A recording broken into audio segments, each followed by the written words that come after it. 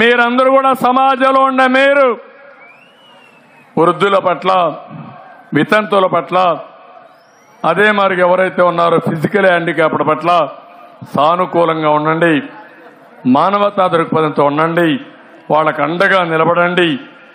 ఈ పెన్షన్లు వచ్చే వరకు వాళ్లకు తోడుగా ఉండాల్సిందిగా మరొక్కసారి ప్రజలందరికీ విజ్ఞప్తి చేస్తున్నా.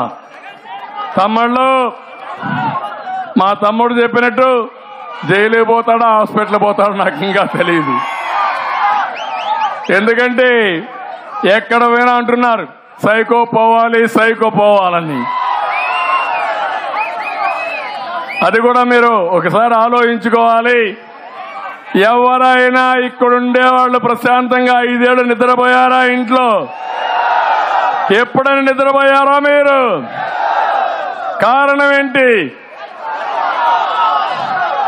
ఏది లేకపోయినా ఒక సోషల్ మీడియాలో ఒక పోస్టింగ్ పెడితే మా పోలీస్ అన్న వస్తాడు మీ దగ్గరికి.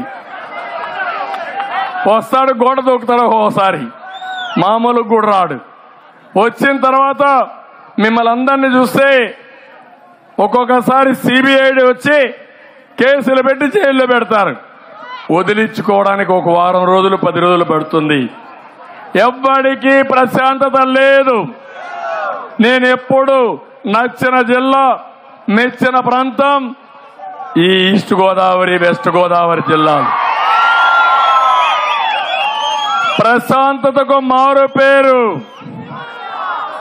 ఎప్పుడు కూడా మీరు పౌరుషంగా మాట్లాడరు. పూతరేకులు ఎంత తీగా ఉంటాయో మీ మాటలు కూడా అంత తీగా ఉంటాయి.